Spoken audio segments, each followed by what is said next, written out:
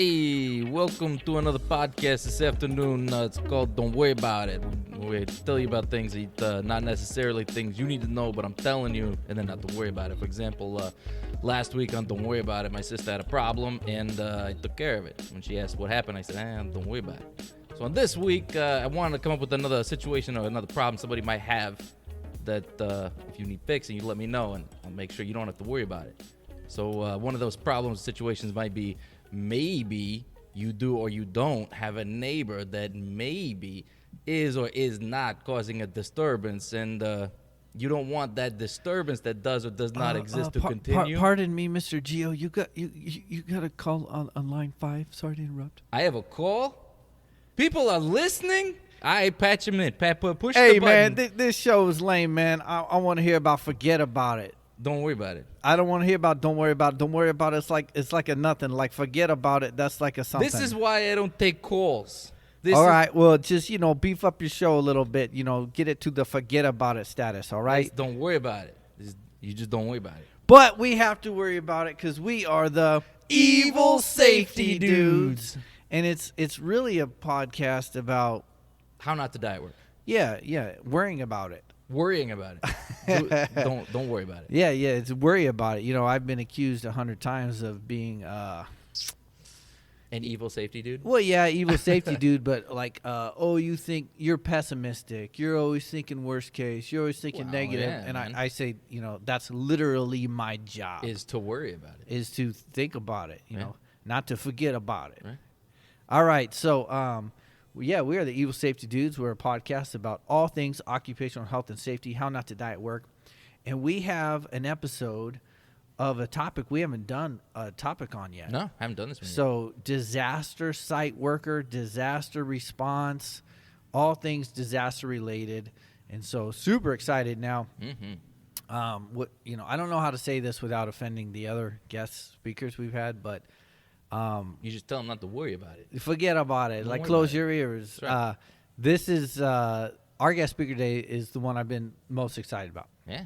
Because I always say it jokingly, but this is the safety guy that I want to be when I grow up. Someday. Yeah, one day. I mean, so we have Mr. Ron Snyder going to be a guest speaker today, and that's super cool because he's been both a trainer to us and a mentor for many years. I've been yelled at by Ron Snyder a time or two. And not just us, but a lot of other evil safety dudes. It's probably a lot. And dudettes he's helped in their journey. Maybe we'll ask him later how many approximately he thinks he's grounded in yeah, safety. It'd be tough. He'd have to call and get some numbers, I think. But I don't know.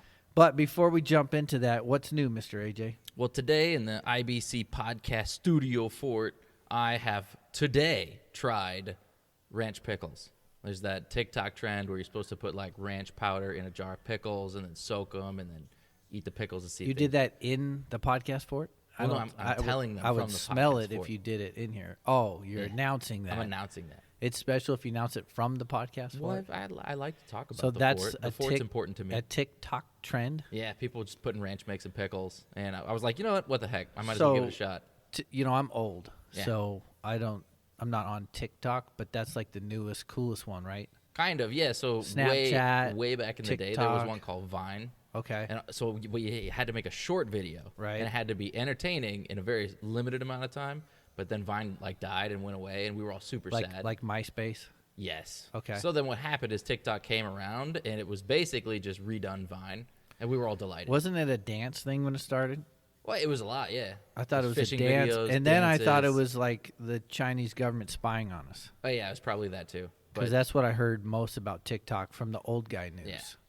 I mean, I heard the same thing, but I kind of rolled my eyes. Because you didn't care if they knew if you were trying ranch pickles? No. You were cool with that? I just assume that if I'm within earshot of a phone, I'm being spied on. So yeah. I really, at this point, I'm just like, who cares if another person's spying on me? Yeah. More pictures of me getting ready in the morning, like, all right, cool. I thought about doing some TikTok stuff for, one combat, but I haven't got into it yet. Go for it. Probably be pretty entertaining. How about you? Is there anything new going on? I won a Biggest Loser contest at work. I mean, everybody knew I was the biggest loser, but it's official now. It's official now. I am the biggest loser, and all the women in the office are mad at me. Good job. They're super pissed off. Not only did you win something, but you made a bunch of people mad at you. I was the only guy who joined, and I lost more weight than everybody. Well, It was a 12-week challenge. Yep. And I did it. Nice. But now everybody's mad at me. Well, So I took the pool and I lose, gave but it win. back. I said, let's just do a do-over Let's do it again. and separate the guys from the girls. Because like, oh, you guys, all you got to do is go to the bathroom and you lose 10 pounds. I'm like, not really. It's not That's how. one hell of a bathroom visit. That's not how My anatomy and goodness. physiology between the sexes work. It's not really, but whatever. So anyway, pissing off all the coworkers. Good job. Losing weight. All right, Nice. but I can't talk anymore. We got to bring Ron on. You have been itching yeah, since the let's beginning. do it. Let's do it. So, Welcome to the IBC podcast. yeah, Mr. Ron Snyder, how are you, sir? I'm outstanding, incredible, exceptional, adorable, amazing, and handsome, not necessarily in that order. Awesome. And where are you I joining us tested from? positive for awesome today. Hell yeah. Where are you joining us from today? I'm joining you from the thriving metropolis of Norwalk, Iowa, Metropolis. Norwalk. south of Des Moines Airport.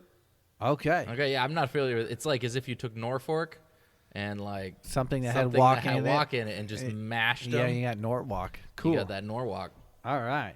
Well, That's welcome. compared to a southwalk. Come There on. you go. Yeah, Northwalk. yeah. Gotcha. Oh, it's Northwalk, not Norwalk.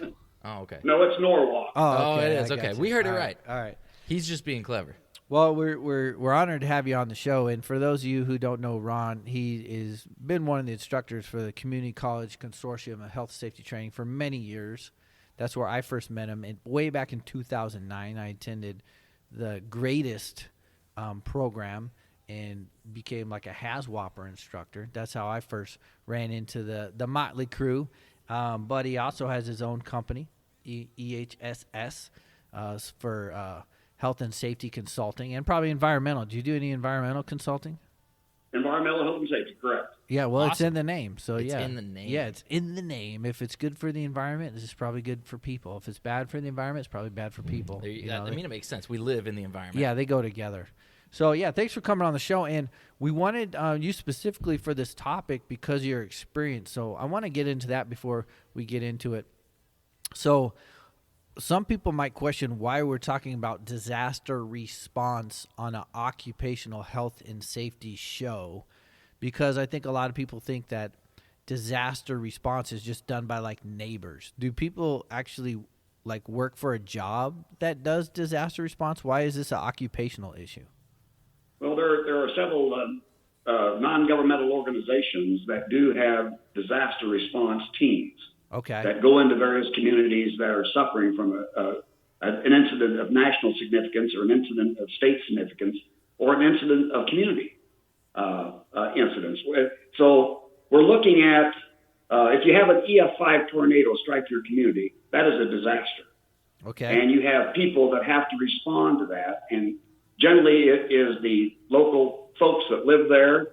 And it's not going to be your local fire department because only 10% of the nation's firemen belong to paid organizations. Every other fireman in the nation are volunteers. I And gotcha. in your community, you probably have a volunteer group. And guess what? In a disaster, where do you think those volunteer firemen are going to be? Right. Fixing their own home. Taking care of their own families. Yeah. And so you need to be prepared for whatever the event. And that's part of what we need to understand is that preparedness is key to communities surviving. Preparedness is key for individuals and families surviving. And I always ask the question, how many people have a go bag, a jump bag, a ready bag that has everything they might need to be self-sustaining for at least 3 days? And I generally change that to 7 days, because it's going to be that long before any state assets or federal assets are going to come into your community to be able to assist you. Are you self-sustaining for 3 to 7 days? Do you have all the medications you need? Do you have water? Do you have food? Do you have stuff for your animals? Do you have the paperwork for your animals? Do you have things for your children, if they are younger children, to be able to keep them occupied during no power, no electricity, no water? Those types of things. And this part of this preparedness is vital for the infrastructure of our country. And people just are not prepared. Oh, no. Communities are not prepared. And I think there's a big difference between what you're talking about, being prepared for a disaster, and versus being a prepper. Because there's not well, people don't really understand the difference. You start talking about saving water and ammunition, and they look at you like you're crazy, preparing for the zombie apocalypse and the collapse of society. And you're like, no, I'm just preparing for a tornado. And it kind of goes over their head. But Ron, would you consider yourself a prepper or a preparer for a disaster? I'm a preparer and a prepper. Nice. I've got my own jump bag, my ready bag, my go bag. I've got $800 and $1 bills in my jump bag. And people say, why? Well, if we're in a disaster event and we're out of electrical power and you walk into the service station or you walk into the convenience store and you want to buy a bottle of water and all you have is a $20 bill, you think you're going to get change? No. That's why you pay with $1 bills. Yeah.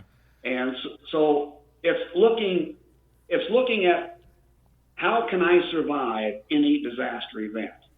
And when we take a look at any disaster event that is of national significance, then that's going to impact everyone. You take a look at the last hurricanes.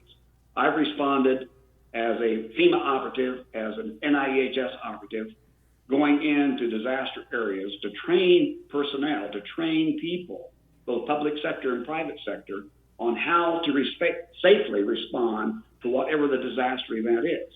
How do we engage people to go in and perform safely so that they do not become a liability? When you become a liability, you're no longer an asset.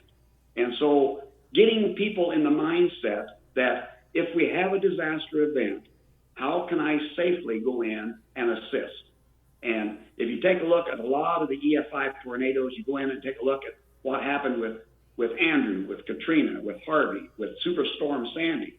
People were going in there without any preparation. It's human nature, especially for the Midwest, to want to go in and help your neighbor. Right. Mm-hmm. But you don't go in there with flip-flops on in a tornado disaster. Right. You don't go in with shorts. You don't go in without gloves. And there are a lot of things you still need to wear respirators for. Mm-hmm. People don't get that. And so this is part of what I do when I'm deployed to assist with a disaster response, is getting both governmental personnel, whatever agency they happen to be with, to understand what it is they need to be prepared for to go in on that disaster site to assist with the remediation. And we need to understand that we have prevention if we can, then we have the mitigation part, then the preparedness part goes with the mitigation, then the response itself. And then how do we then, after the response, to recover? And people need to understand that when a disaster strikes their community, it's never going to go back to the normal. It's going to be a new normal, with new things, different things. And this is what people just don't get. So, Ron, you mentioned some of those disasters that you've assisted in. I'm sure each one was different, and each one you may have had a different takeaway from, or something you learned, like something they didn't teach you when you were training, something you didn't learn from your previous experience. What are some of the kind of takeaways for, like, any one of them, Harvey, Sandy, Katrina, something that really took your disaster planning to the next level that you were going to implement from now on, like a lesson learned? Lessons learned is that one of my first disaster responses when we was in there mucking and gutting, and that's basically going into structures, homes that are structurally safe, to go in to clean out the refrigerators, clean out the freezers where the electricity's been off for days and days, and you don't want to open the door of that refrigerator and freezer because everything in there has spoiled rotten. The exposure to the odor, the exposure to the things that are growing in there is incredible. But the thing when I responded to that first disaster, and I go in and I'm looking at these homes that have been totally wiped out, and you're looking at that refrigerator door, and you see all the pictures of the children. Yeah. You see the pictures that they've written, the notes that they've written to their parents. You see all these things that are taped on the refrigerator door. And until that first time I experienced that, it never crossed my mind. Okay. Wow. That it is mind shattering, and it is heartbreaking to know that families have been destroyed because of whatever the disaster is. And we have disasters, they may be natural or they may be technological. Right. And I say technological rather than human cause. We can't say man-made anymore. But disasters that are natural or technological that we are confronted with. Natural disasters we can't control. Technological disasters, some of them we can. But then again, if we have a tech disaster that is involving either domestic terrorism or foreign terrorism, then that's a whole new realm of how we approach and how we go after the needs of what the folks need in that particular situation. And you're never prepared. You're never totally prepared as a responder because things are jumping up at you all the time. People don't understand. Animals become feral. Pets become vicious. You're out there trying to clean things up. You find biologics, snakes, spiders, poisonous plants, insects. And people don't go into a disaster response thinking of these things. And then you're in there working, and a family comes up to their home that was there, and the devastation that they are experiencing, the devastation that they are seeing is just heart-wrenching. A fire is much easier, where their home is destroyed by fire, is much easier for them to accept than coming back to a flood-devastated or a hurricane-devastated structure because all their stuff is still there, scattered all over the place. In a fire, it's totally destroyed. Right. For whatever reason, they can accept that more easily than when they come back and they see the structure totally gutted, totally broken, and consumed with mud up to the windows. You know, that's the hard part. Oof. So, do you think it would have helped at all if during your training when you were first responding that they tried to prepare you for that kind of psychological experience, or do you think it wouldn't have mattered until you were there and experiencing it? A lot of these events, people respond different in different ways emotionally. I've seen bodies, I've seen decapitations, I've seen arms torn off, legs torn off, and everybody responds to this differently in terms of mentally how they react and respond. And so no one knows how they are going to react when they are confronted with a disaster event until they're actually in there. And unfortunately, a lot of folks get into a disaster response, and then they go and go and go and go and go. They work for 14, 15, 16, 18, 20 hours, and they don't realize that after 12 hours, without sleep, without rest, they get approaching 24 hours without sleep and without rest. Their body is equaling 0.08% alcohol content. They are inhibited because of the fatigue. It's just like they were drunk. And nobody understands that. They haven't been told that. They haven't been taught that. They haven't been trained that. And that's part of what I do in the disaster response when I'm training personnel, getting them all these key components that they may have never thought about or that they may never have experienced. And I never send anyone downrange without giving them the full picture of what they may find. And if they don't think they can do that, if they can't saddle up in the PPE, personal protective equipment, to be able to go down there and effectively and safely do the job, then I don't let them go downrange. And that's part of coming to grips with the personalities of the personnel that are in there being trained and the expectations of what they are going to be expected to do when they go downrange and what they may find. And that's something you can't really train, you can't really teach. It's just as an instructor, you have to have a sense with that individual, what he or she, how you think that he or she may react and respond. But even again, that's not a given. I want to pick your brain for a second. Let's say there's somebody out there that wants to be a responder, and they're seeking some kind of course or certification that they can get. What would you recommend? Well, one of the good programs is the OSHA 15-hour. It used to be called the OSHA 7600, but they've changed that to the OSHA 15-hour for disaster response. That provides people that are taking that OSHA 15-hour to be able to get a feeling of what may be happening in a disaster response and the agencies that would be there to respond. and the things that they might be confronted with when they respond. And so that's a good course. They are not certified. They just become authorized under OSHA, because OSHA doesn't certify anyone. Mm-hmm. They're authorized to be able to enter a disaster event.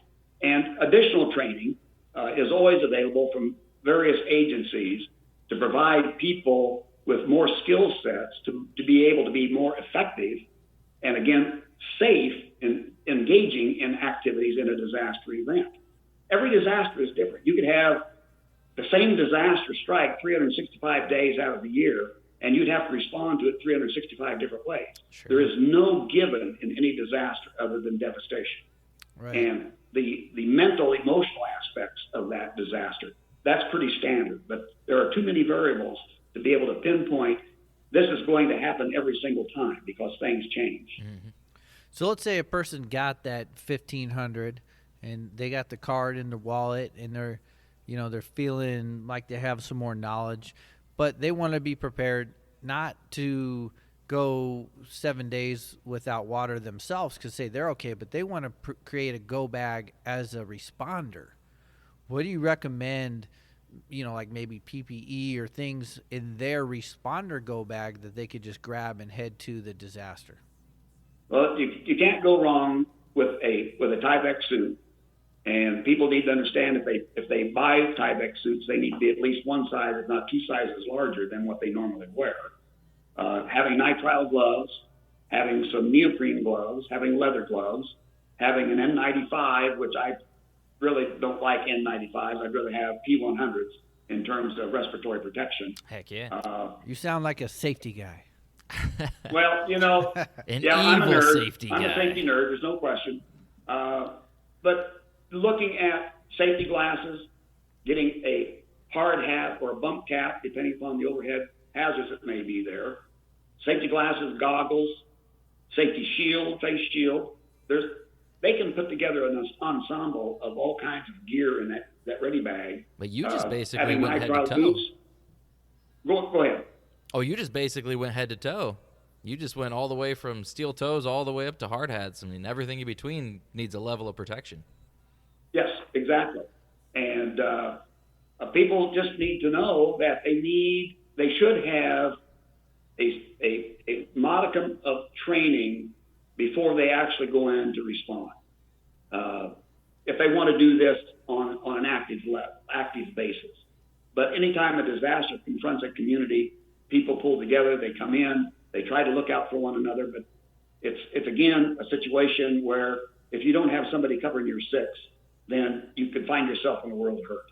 And that's part of the training. You don't go into any disaster structure unless it has been structurally certified by an engineer that it's safe to go in that building. You don't go in and touch anything unless you have been assured that all the electrical systems have been shut down, secured, and locked down. You don't go in until you figured out that all natural gas, propane, has been shut down, blocked out, tagged out, to know that there are no energy sources coming into that structure. And most people don't really think about that. And, there's just so many things that people need to be aware of, acutely aware of, before they respond to any disaster, whether it's their own property or their neighbor's property, whether it's their community. There are just so many things that need to be addressed. And local emergency management agencies hopefully have done that for their communities, but there are communities that don't have an EMA. Mm-hmm. So again, how do we deal with that, and how do we get the information out to people? Because oftentimes a disaster is a knee-jerk reaction. Yeah. We should have been prepared for that. Well, yeah, you should have. But people don't do that till after the event. Oh yeah. Right. And then it's too late. So anyway, I'm on my soapbox. I apologize for that. That's why we called you. Yeah, we want your soapbox. This is the soapbox platform. Yeah. You're allowed to talk about all your pet peeves on disaster response. But we did hours on pet peeves. Yeah, so you're basically treating a house as a confined space or as a machine. You're basically making it safe to enter as you would a machine or a confined space. Yeah.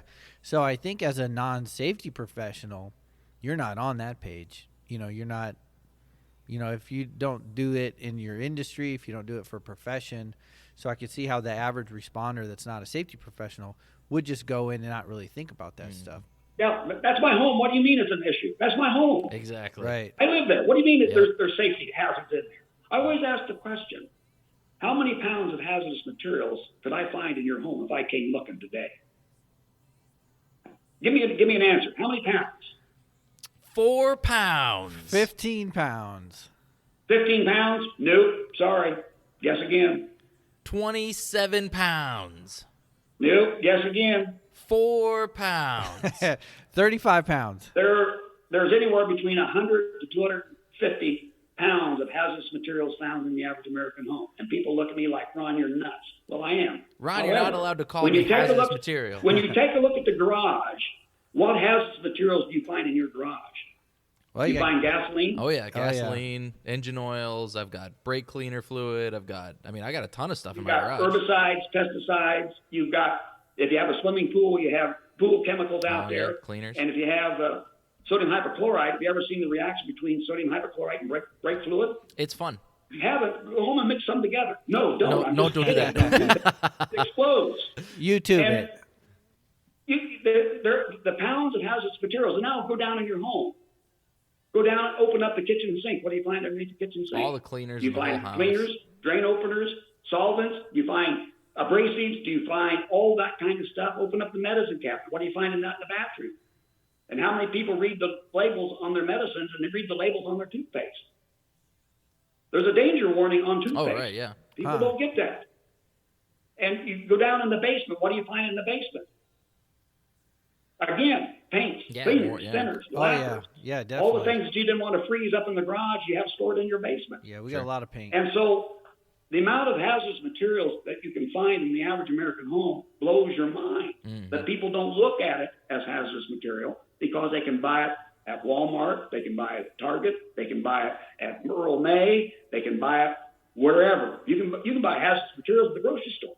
Right. You got to read the labels, and people don't get that. If it's I can use it every single day, it's not hazardous. Right. But that's not the case. Let's So again, I'm on my soapbox. I apologize. Oh, that's good. I want to pick your brain just to show kind of the importance of what we're talking about. What, in your experience, what were some injuries that you've seen from disaster responders? Injuries occur from slips, trips, and falls. We've had personnel up on ladders. The ladders were not properly secured to the structure. The ladders were not at the proper angle. The ladders did not extend 3 feet above the working surface. And they were carrying stuff up a ladder rather than doing what they needed to do with 3 points of contact on the ladder at all times. We've had people fall from the ladder, get impaled by rebar. Ooh. Rebar comes up through the buttock. No. And the rebar has to be cut, and that the responder had to be transported to the hospital. I've got photographs. Woohoo! I've got Nice. photographs that you can't believe. Put them in an email. We've got people that get into confined spaces that are too small for entry, and they get stuck because they think they can get through there. I mean, we have people that get electrocuted. That would We be have people that embarrassing. get burned by chemicals. We have people that get that did not have the proper safety glasses or eyewear on and get punctures in the eye Ooh. because of things, of debris that are flying. I could write a book if just photographs Wow. of people being stupid Right. because they are unaware about what it is that they're doing that's unsafe. I think he should. I always ask, how do you get gasoline for your lawnmower? Do you drive it in the trunk of your car? Take the empty gas can in the trunk of your car to the gas station and fuel it up? A lot of folks have a pickup truck, but some people don't. They put it in the back of their car, in the trunk. And with today's vehicles, how many trunks are electrically operated? Right. Yep.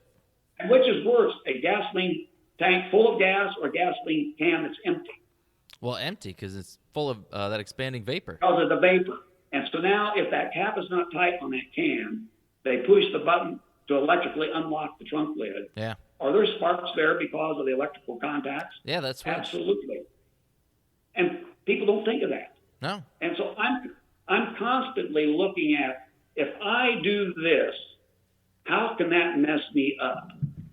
And if you look at something and it doesn't look right, guess what? It probably isn't right. Probably not. And you need to rethink, reevaluate, and reposition yourself so that you don't put yourself in harm's way. And Right. that's a lot of what I instruct and teach.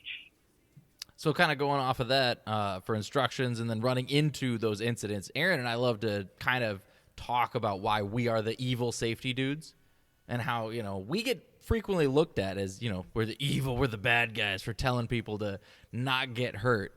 I would suppose in your situation, you're kind of like, you get to be the most evil because not only do you have to tell a worker that, you got to wear your gear and not get hurt, but you got to tell somebody to stay out of their very own home, or somebody in that sense. I always ask the question, what part about dead don't you understand? Right. What part about dead don't you understand? Dead is dead. Dead is dead. We only have one life. We only have one life. We have 2 eyes, 2 arms, 2 legs. And if we lose those, guess what? We can't put them back. They're not coming back. And once your life is gone, you're dead. You're worm food. And that's all you're left with. And so, again, that's how I instruct. That's how I train. I don't pull any punches. I tell it like it is. And if you do A, B is going to happen. And you have to understand the consequences of your action. I always ask folks, how many would ever throw themselves out of a perfectly good aircraft? Right. And not many people would jump out of an aircraft. I mean, I used to be 6'8", now I'm 5'7", after about 3 or 4 improper PLFs, parachute landing falls, Right. How many wear their seatbelts? Do you wear your seatbelt because it's a state law? Or you wear it because of Newton's first law of motion? Object Well, you of need motion to be wearing stays it in because motion. of Newton's first law of motion. A body at rest remains at rest. A body in motion remains in motion until an unbalanced force causes a change, shape, direction, and speed of your face when it impacts the windscreen of your car, your vehicle. You wear it because it's the right, safe thing to do, not because it's a state law or federal law. Right. You do things because they are the right, safe things to do to preserve life and limb. And I preach that. I've preached that for 45 years, going on 50 years. And unfortunately, that message is what makes us evil. People really do. They hate seeing us walk on site just to tell them to not die and not get hurt. Yeah. Yeah. It's tough. So, Ron, we asked this of a lot of our guests. Do you know why we're called the evil safety dudes? Other than the fact that AJ's ugly, I guess I don't know. Well, we're not the ugly safety dudes. We're Which the is- evil This safety is a 180 dudes. from our last podcast. Our last podcast, I was the hot mama. So I think Ron just really likes me, so I get the business. That's what I tell Yeah. myself so I don't cry about it. Yeah. So, have you ever had people treat you like you were a bad guy just because you're caring about their safety? I had one individual when I was going through a facility that he was up on 30 feet above. He had his safety harness on, but he wasn't tied off. Oh, so it's And doing him a lot of good. I was with the safety officer, and I looked at the safety officer, and I said, "Hey, you're not tied off. Come down here." He says, "Who are you?" I said, "I'm the guy that's about to come up there and throw your ass off. Get down here." He comes down. He says, "What's your problem?" I said, "The problem is you were 30 feet above the ground. You were not tied off. You had your safety harness. Why weren't you tied off?" "Well, I was only going to be out there for a couple seconds." I said, "How long will it take you to fall that 30 feet?" Couple seconds. He kind of looked at me. I said, "Tell me, how long will it take you to fall that 30 feet?" "Well, I don't know." I said, "Take you a couple seconds. You're going to impact the ground. How long are you going to lay on the ground till the ambulance comes to pick your sorry carcass up?" He looks at me. He didn't answer. I said, "You're going to lay there about 30 minutes because your facility is a minimum of 25 minutes from the nearest ambulance service to come here to pick you up. Your ambulance ride is going to be another 40 minutes to get to the nearest hospital. How long are you going to lay in that hospital bed?" "You're going to be in that hospital bed at least 3 to 4 weeks. Now, how long are you going to sit in that wheelchair?" "A lifetime." Right. Now, so you're telling me it was worth 2 seconds of being out there not connected to a safety point, and for you to simply fall off in 2 seconds and be in a lifetime in a wheelchair, if not dead. Yeah. Go figure. And he says, "I never thought of it that way." And somehow worth so it. he gets back up there and he ties off, and then he does what he's supposed to do. And the safety director says, "Ron, can you come back tomorrow?" Nice. So, yeah, you are an evil safety dude. Not that we're really evil, but you're out there communicating to people that how to do things safe and how to do things Safely. correctly. And you're not always thanked for it. It's kind of a thankless job. Every now and then someone appreciates the work that you do in safety, but a lot of times it's met with such pushback and disdain and defensive. Well, I'll give you another example, guys. I was doing a mock and OSHA inspection for a facility. I was invited by the new safety guy who had been in my class, and he'd been in the 2-week training, and he wanted me to come in and look at his facility. And I said, okay. So I went in and did a mock inspection. Then he takes me into the boss. The boss is behind a big oak desk. He's got his feet up on the table. And he says, well, how do we do? I said, do you want me to tell the truth or lie a little bit? He said, well, I want the truth. I said, you suck. You suck. And I started showing him pictures on my phone of safety violations all the way through his facility. You suck. Next time I got a safety meeting, that's it. And the new safety guy about died, and I think he was let go a few weeks after that. Oh, no. Yeah, because he had brought me in to help his people, his company, avoid OSHA citations. If OSHA, and I told the president of the company, I said, if I was an actual OSHA COSHO, compliance health safety officer, you would have been fined almost $3 million for what I saw today. $3 million. That's hefty. And I feel badly about the young safety officer for me being brutally honest, but I don't pull punches. Well, no, you gave the guy a chance. Do you want it 100% or do you want me to lie a little bit? Yeah. Yep. Yeah, you want me to sugarcoat anyway. this? Yeah. Yeah, so you understand why we're called the evil safety dudes. Yeah. So I want to go in a different direction and just talk about some of the wildlife displaced, because I remember some of the presentations you did over the years. I think it was Hurricane Katrina, and you had pictures of snakes that I grew up in a desert in Southern California. We had sidewinders. We had rattlesnakes. Yep. And I remember seeing pictures of tons of rattlesnakes huddled together on offshore oil rigs. Now, Yep. those don't belong there. And so I just wanted to pick your brain on some of those, instances where you saw a lot of wild animals displace themselves and how that may have been a hazard to what you guys were trying to do. Any animal, regardless of whether it's domesticated or wild, when it's displaced, becomes a huge menace. And you will have, there are just so many instances where you've got cottonmouths, you've got sidewinders, you've got copperhead, coral snakes, you've got copperheads, you've got every kind of snake imaginable.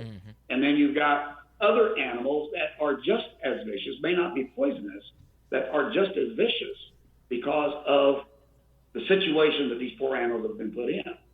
And the fact that they've been displaced from their natural habitat, they've been displaced from their homes and their families. Again, you have to be prepared as a responder if you're going out, and if a flood as an example. You've got people on the roofs of their home. They were told to evacuate because of the floods or the hurricanes. They were told to evacuate, but they sheltered in place, which when the government tells you to beat feet the hell out of Dodge, you better be in your vehicle heading north or whatever direction you need to go to safety. Right. Instead, they're putting first responders at risk because they refuse to evacuate and try to shelter in place. And we've had more fatalities. I pulled more bodies out of floodwaters because people refuse to evacuate because, well, the government told us to, or the state told us to, or the city told us to. Yeah, I can weather it out. Bull crap. Right. You don't know. Now, a hurricane, you've got advance notice. Now, can the hurricane change track? Absolutely. Right, yeah. But if you're given the notice to evacuate, you need to beat feet the hell out of Dodge and get to safety in case it doesn't change track. Yeah. And then a lot of these storms that have hit the southern states have been EF3s, EF4s, and F5 hurricanes.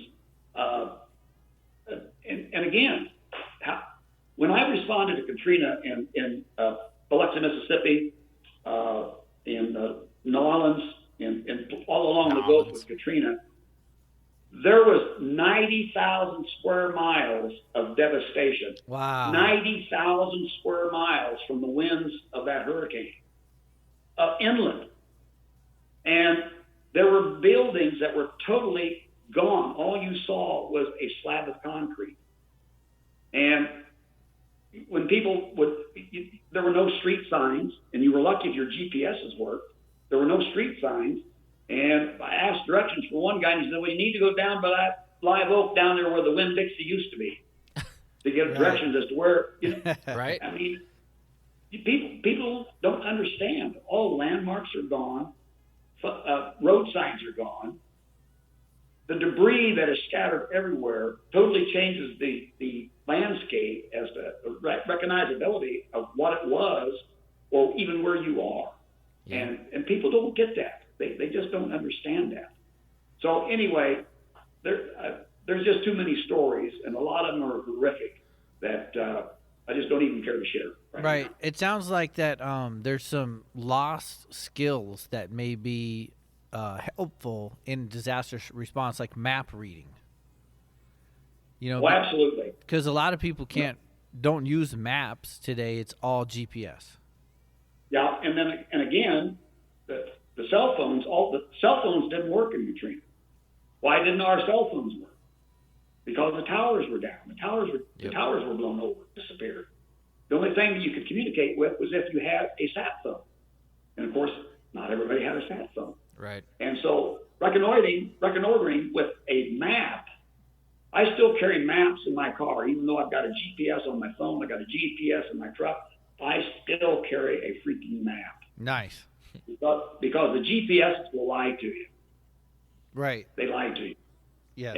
And so you have to have a sense of where it is that you're going. If you use GPS totally, you still have to have a sense of where you're going and the direction you need to be going. And my wife calls it my cornfield mentality. Mentality. Being in Iowa here, my cornfield mentality has directed me to a lot of places that the GPS was totally off. Mm-hmm. And so again, you need to have some preparedness. And again, you can't be too prepared. And you have to revisit those preparedness activities frequently to make sure that your skill sets are still there. You need to be constantly asking yourself the questions, what do I need to do to remain safe and to keep my family safe? Again, people have to do that. What I see a lot of around here with tornadoes or just bad storms, everybody busts out the chainsaw, and I could imagine that there's a lot of chainsaw related injuries in a disaster where there's wind. The people go blow, grab the chainsaw, trying to figure out how to start it, number one, then gets it started and starts cutting on crap, has no idea where you can get snap back, all kinds of things with cutting. They don't have the chaps on. They don't have the arm sleeves on. They don't have the proper gloves. And you don't operate a chainsaw unless you have the proper PPE. I'm sorry. Mm. I don't have my chainsaws anymore. I figured I'm old enough that I can let the young bucks do that. When you're older than dirt, you start letting some of this off to the younger people that can take care of it. But I had the full gear: chaps, arm coverings, hand coverings, face shield, all that stuff when I use a chainsaw, even on my own private property. Yeah. Because you never know. Mm-hmm. It really is an art. Like a down tree, people think they could just cut it up, but all the pressure that it's under, you really got to be pretty good at physics if you don't have the experience. Yes. You always got to ask yourself. To make the cuts, make the drops, so that there's not that snap back, and making sure that the tree that you're cutting or whatever, when it falls, it's going in the direction that you want, and it's not going to impact power lines, buildings, whatever, and it's not going to impact you when it falls.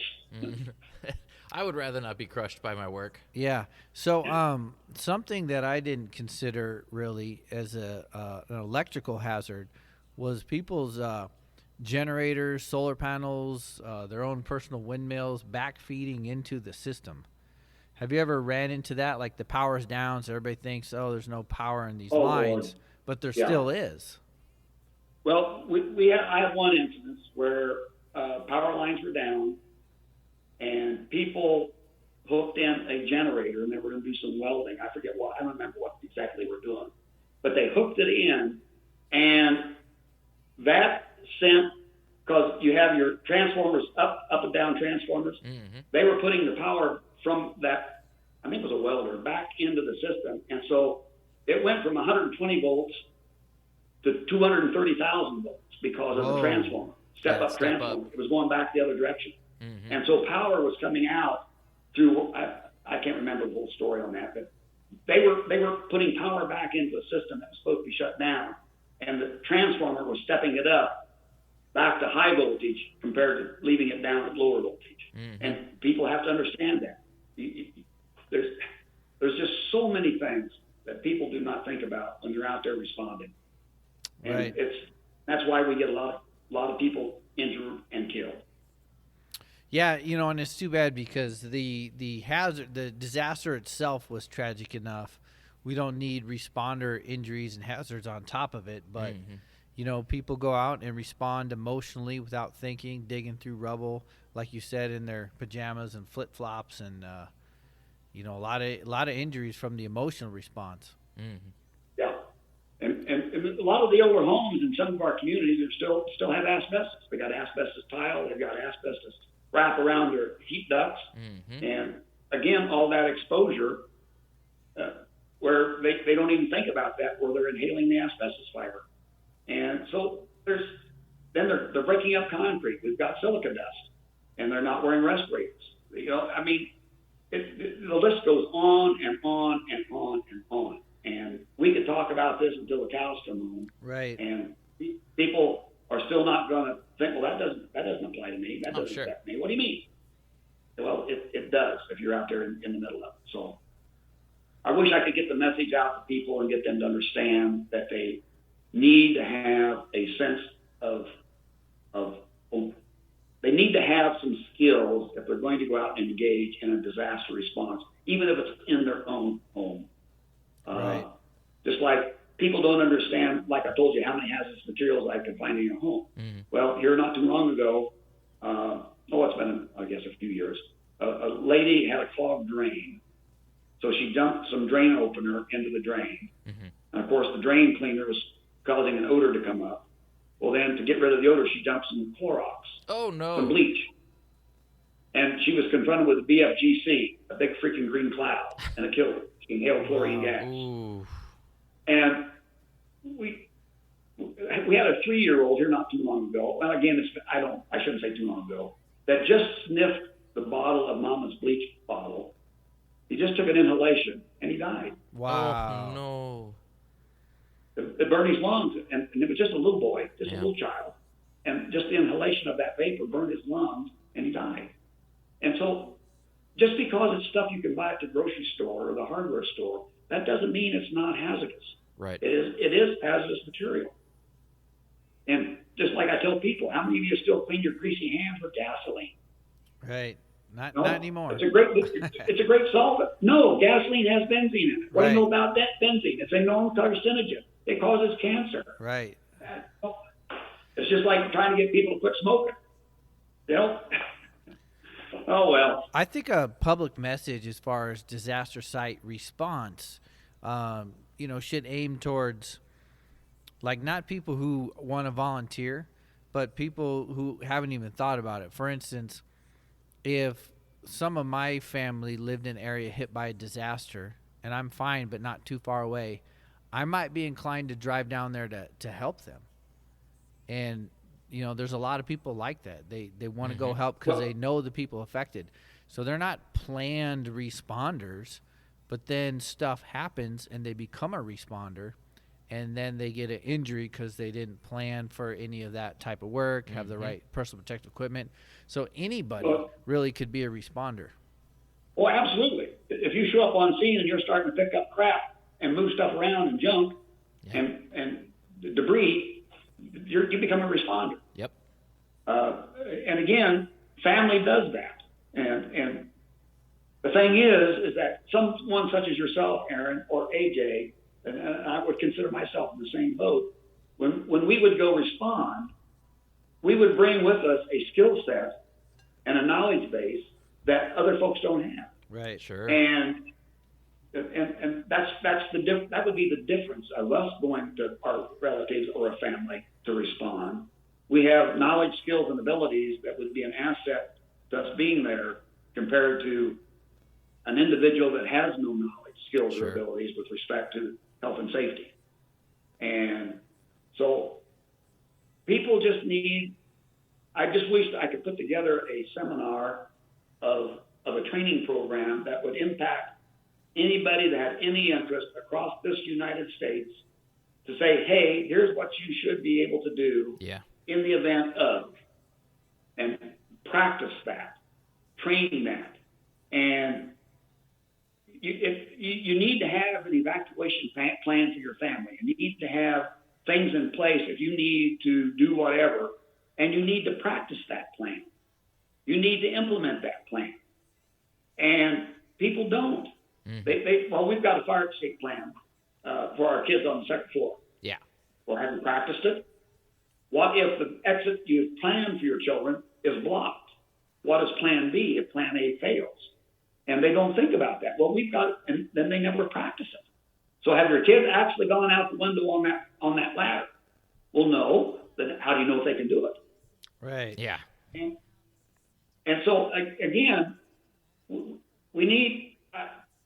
I just get so frustrated with people thinking they have their shit together, Yeah. and they don't. Right. And whatever shit they do have together isn't necessarily correct. Have you ever seen security, like in a disaster where they're not letting people come to help because they don't have training or PPE? Oh yes, we've seen that almost every disaster event I've been in. There is security. Sometimes the security fails, as does any security, because you can't secure every entry and exit point into a disaster event. Right. I mean, That makes sense. It's impossible. You'd have more And this place is a disaster. enforcement personnel in place than you have actual responders. So again, it's going to happen. People are going to come in, but if we have one entry or exit point in a disaster site, then that can be controlled. But again, having the secured area all the way around a disaster event is impossible, because the disaster event could be covering hundreds of square miles. Yeah. And being, a security guy too, that I always think about the hazards from other humans, because I know in disasters there's sometimes looting and opportunist criminals out there. Oh yeah. And I don't know if people get prepped for that. Well, I don't know either, and a lot of folks are adverse to weapons, but I have a loaded weapon at every door of my home. When I lived at the lake, I had a sign up on upper driveway away from the house that simply read this: if you could read this, you're in range. Right. I like it. And if somebody was trying to break in my house, as soon as they came through that door opening, they'd be dead. Right. I trained my wife on how to use a weapon. I've got a 9-shot HR-22 long rifle on her side of the bed. I've got my old Army 45 on mine. He's ready The to weapons go. are loaded. I've got a 12-gauge shotgun at both back doors and one at the front door. And, it is what it is. What about for responders? They're in there mucking out a house, and here comes some unsavory individuals to see what they could steal from the house. I mean, is that a real thing that you've seen? Most of the looting and that kind of stuff is going to happen before responders get on scene. Okay. Because immediately when the disaster or the riot occurs, the looters are already there. They're already engaged. They're already overwhelming law enforcement. And I guess here you are in a disaster, and you're in Best Buy looting a 70-inch flat screen HD TV. What are you going to do with it? I mean, come on. Yeah, there's no electricity. It's just slowing you down now, trying to get away. Yeah. Anyway, so that's that's kind of a moot point because the looting is going to occur just as soon as the disasters happen, before responders can even engage, can be activated and stood up to deploy, unless they've already got an action response team in place in a community. The looting is going to happen. Well, do you think there's any enforcement even gets set up? Do you think there's any major hazards we might have missed so far? Because we went over, we talked about PPE, we talked about your biologics, we went over chemical safety stuff in the home, we talked about maybe some structural problems, electrical. What else might be floating around out there? Yeah. Is there anything else major you think maybe? We didn't really talk about any gas utilities, but electrical kind of covers utility issues. Well, you've got, right now, look at COVID-19. Now we have the Delta variant. I mean, we've got airborne microorganisms. We've got airborne stuff that can be out there flying around. Right. We didn't talk about again, mold.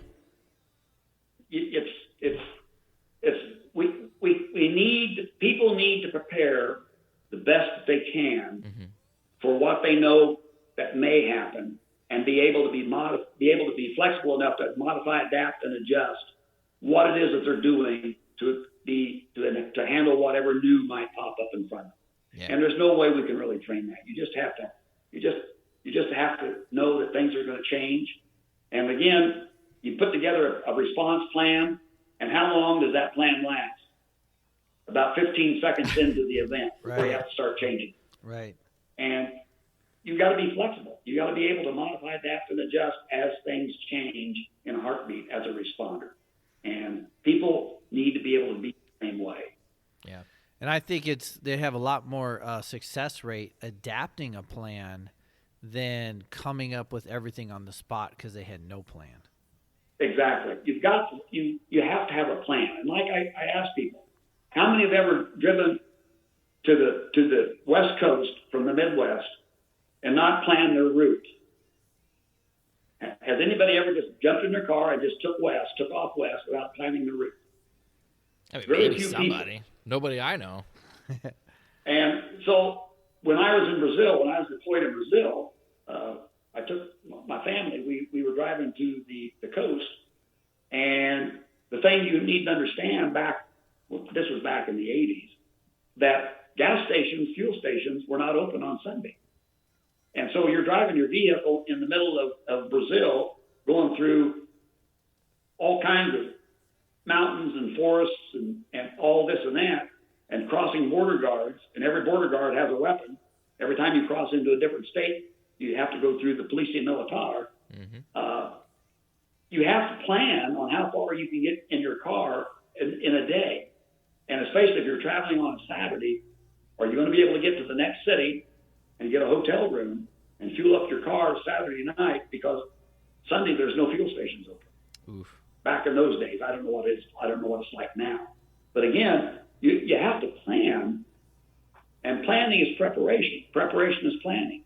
And when you plan and you prepare, the chances of something not good befalling you is reduced significantly than if you go in with blinders on. In my pajamas and flip flops. You got to be prepared. You have to plan, and I don't know how you get everybody to come on the same page with that.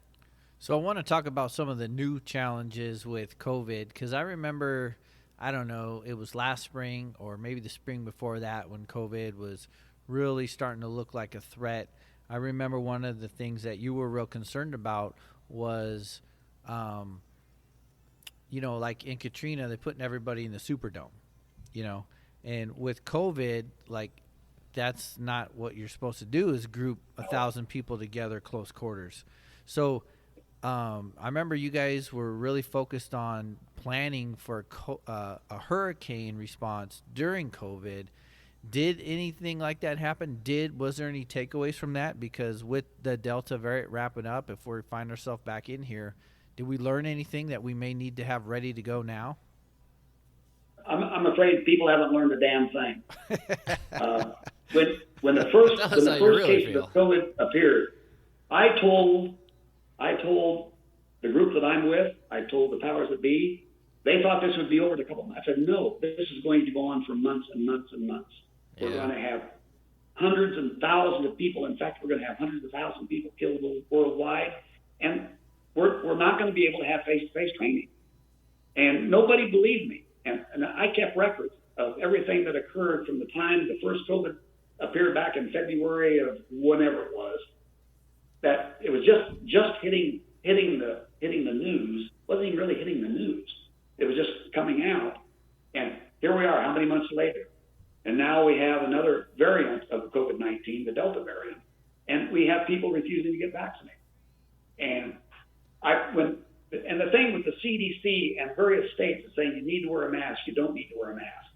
And my wife and I have been vaccinated. We have the Pfizer vaccine, both of us. But I am now back to wearing a mask when I go in public.